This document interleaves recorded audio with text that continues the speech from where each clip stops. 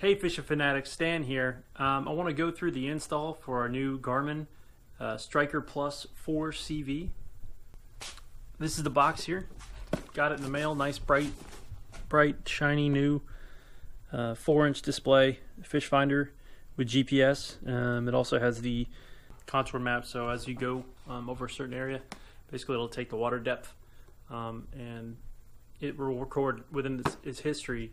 I can't remember exactly how much, but a good deal of information and data. And we'll open up the box and see what all this comes with. So right when you open the box, here you go. Here's the unit. It's right up front. It's got a pretty good, easy display. A few buttons right here on the front, and we'll go into what all these do as we get into it. This is the actual this is the transducer unit. I already took it out of the box. I've got it kind of rigged up on the boat already, so I'll show you exactly what I'm going to do with this. And the cool thing about this is, unlike most fish finders, this box comes with the ability to mount this transducer in this bracket right here on to a trolling motor. So you see here, it's got the hose clamp right here, and it's got all the stuff you need to mount it, including some zip ties. We're not going to use this, but I can certainly show everybody how I would use it, or how to use it in case you want to mount this to your trolling motor. It also comes with a transom mount, which is here. This is part of the transom mount. So it has an articulating arm, just like most transducers with mounts, obviously. And then it has this wire. I guess I stop moving this around. This is your main power wire. Comes with a fuse already in line there, and this blue wire, I believe, it gives you the ability to link it up to other products that Garmin offers. There's one or two other products, but I'm not gonna link it up to any other products, so I'm probably gonna just use the main power buttons. Here's your trolling motor mount, like I was saying, and your transducer clear view instructions and guide, I think, for how to install. We'll go through that if we need to. Here's your manual, quick start manual. This is actually pretty cool because I would say there's a few things that are lacking in some pieces of equipment that I bought for boats. So it gives you the ability, or it lets you know exactly what all the features and the functions do in the displays, but a lot of these units and a lot of these things don't really explain like what all the buttons are and how to navigate like right away. So there's sometimes installation guides, and then there's sometimes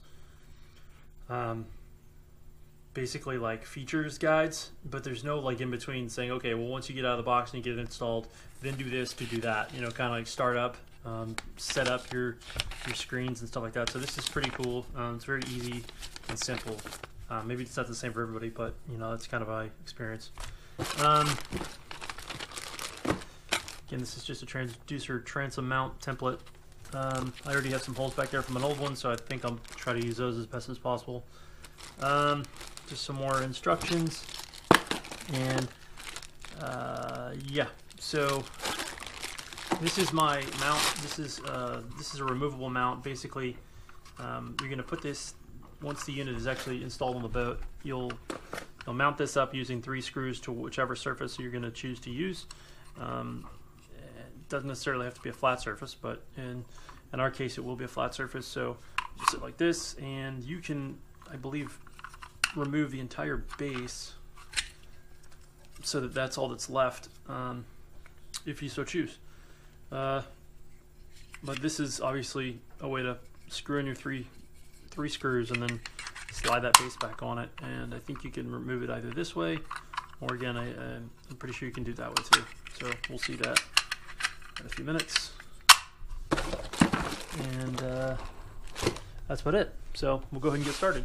I got the GPS installed on the boat, and I got it mounted up, so I'm going to show you how we decided to position it. Here's the steering wheel here, and decided to mount it right up forward. I got 2 rod holders right there, so I think that should be fine. It'll be clear. Don't figure I'll have any interference.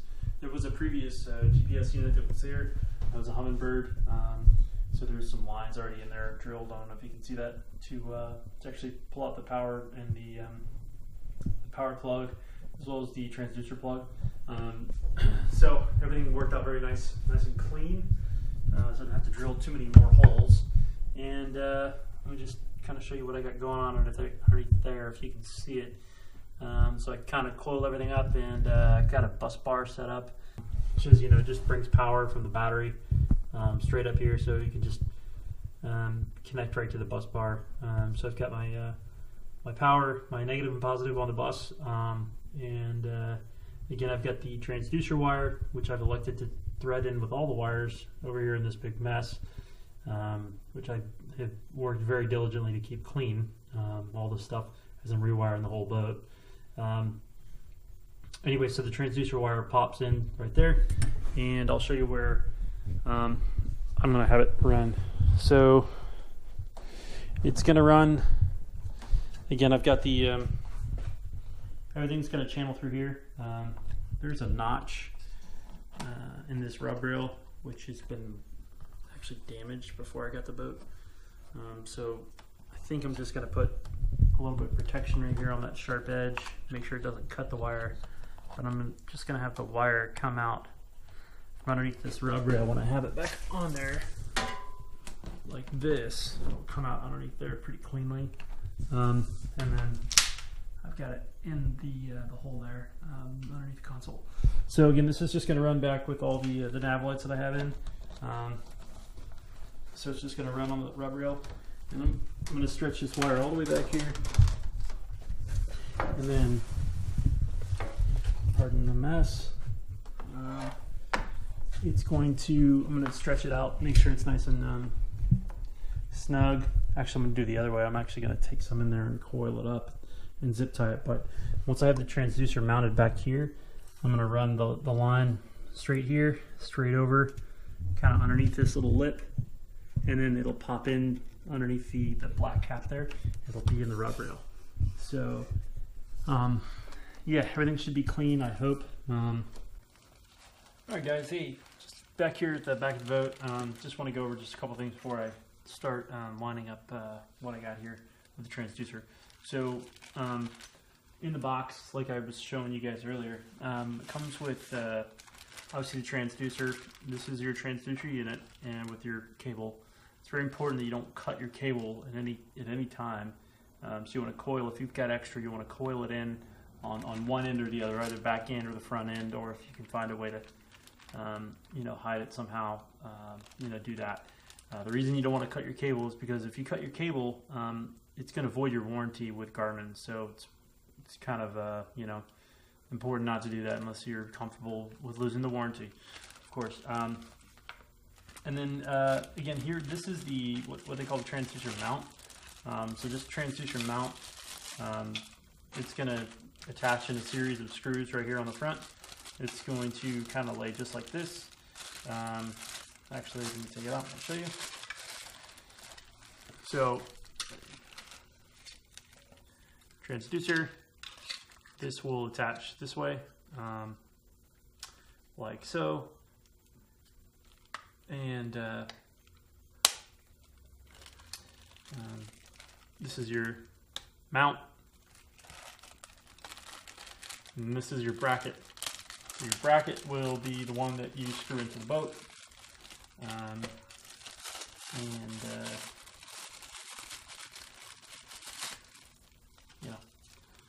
so again, this will pretty standard stuff. I'm an articulating arm, so if you were to ever run the ground or hit it with something, instead of it breaking off or shearing, it's designed to kick upwards to save that. So it's a sacrifice pretty much.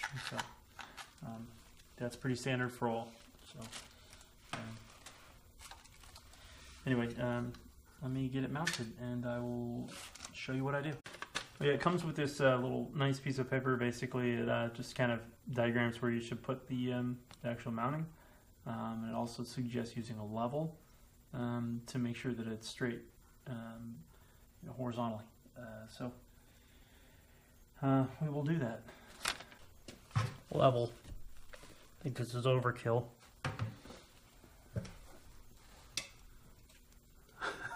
48-inch level. It's the only smallest one I could find. I'm going to try to use one of the existing holes here, so we're going to see.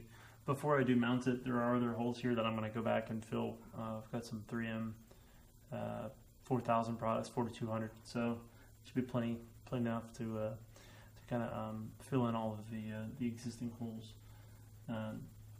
you know, before I cover it up.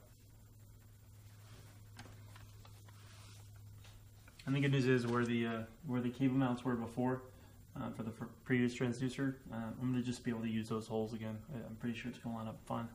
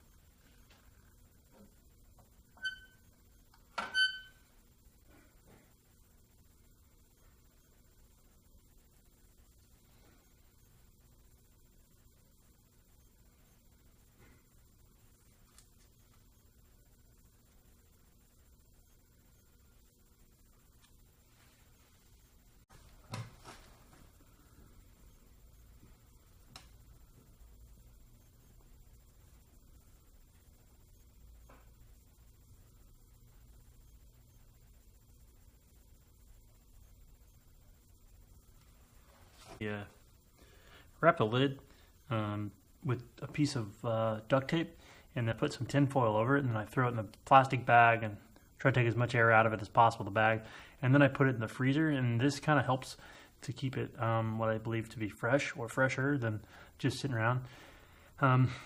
Yeah, I don't know. Let me know what you guys do.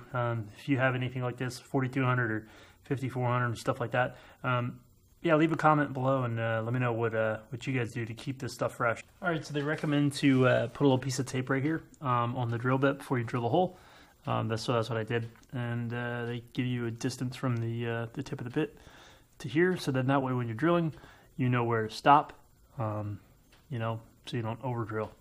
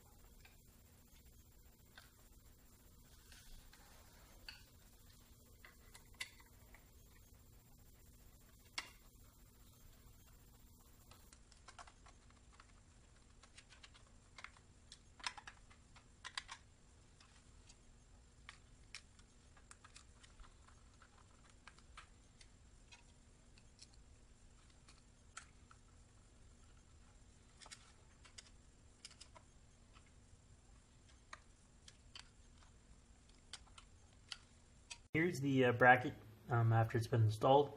You can see here, looking down the boat, the bottom of the boat, you want to make sure that it sticks out just a little bit lower than the boat.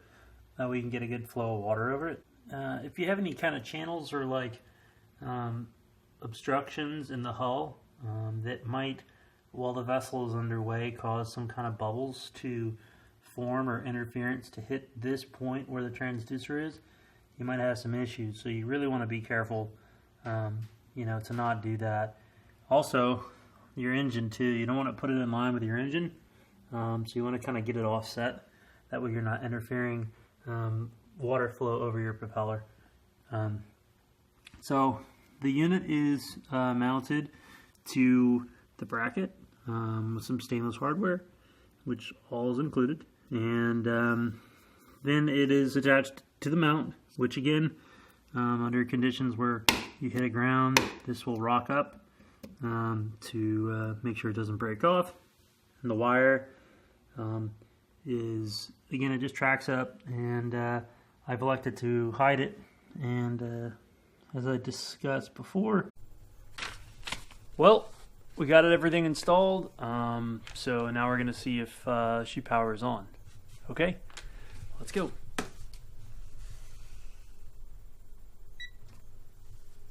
Success. Alright, cool. So now, since I speak 12 different languages, I'll pick one that I like the most, which would be the only one I speak, which is English. Okay.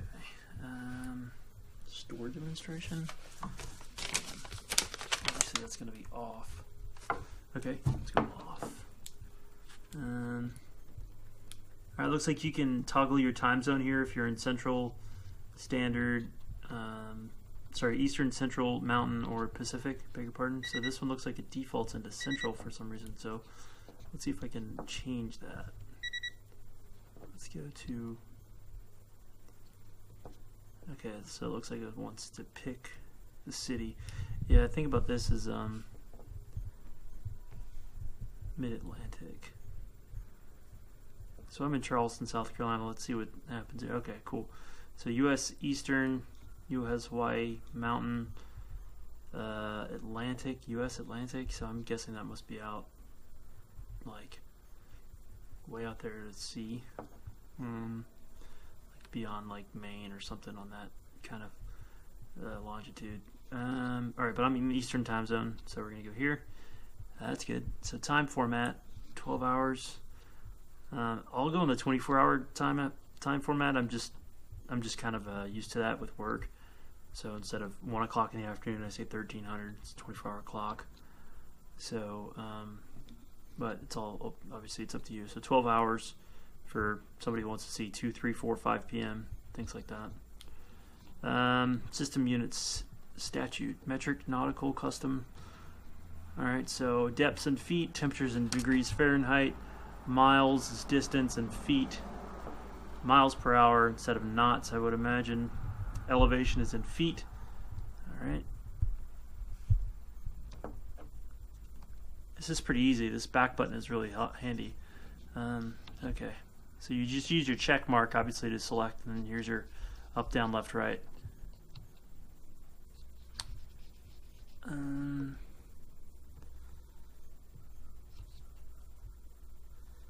Alright, so let me just make sure I'm good. Daylight savings time is auto, nautical. Let's go statute. Okay, next, shallow water alarm. Yes or no? So this is where you can offset, basically, you can offset 1 foot, 2 feet from the actual reading that you're getting from your transducer. So say the skeg of your motor is a good 2 feet lower or 1.5 feet lower than the actual transducer, which in most cases it's about 1 foot, maybe 18 inches. If you'd like a shallow water alarm, it will indicate when it gets within, let's say, 1 foot of what your offset amount is. That way you're not getting into anything lower than 2 feet or so. So let's just see what we get. Actually, it looks like there's all kinds of different stuff here.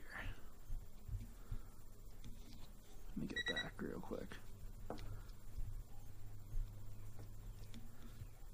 Flasher, clear view, traditional clear view.